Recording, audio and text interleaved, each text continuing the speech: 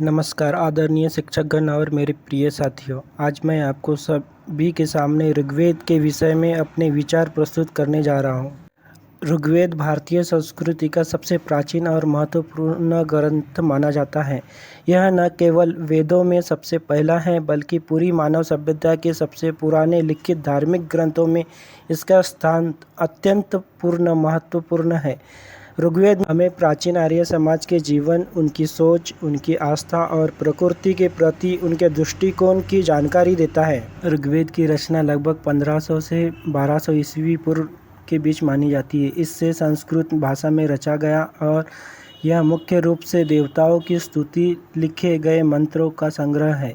ऋग्वेद में केवल 10 मंडल, 1028 सूक्त और लगभग 10,500 मंत्र हैं। ऋग्वेद में प्रमुख देवताओं में इंद्र, अग्नि, वरुण, सोम, सूर्य और मरुत शामिल है। इंद्र वर्षा और युद्ध देवता माना गया है। अग्नि यज्ञ के देवता और देवताओं तथा मनुष्य के बीच दूत माना गया है।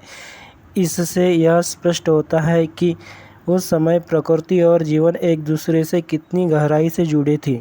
ऋग्वेद केवल धार्मिक ग्रंथ ही नहीं बल्कि उस समय के समाज की झलक भी दिखाता है। इसमें हमें उस युग सामाजिक व्यवस्था, पारिवारिक जीवन, नारी की स्थिति, शिक्षा, यज्ञ, परंपरा और आर्थिक गतिविधियों की जानकारी मिलती है। उस समय लोग पशुपालन और कृषि पर निर्भर थे और समाज अपेक्षाकृत सरल और सामूहिक था।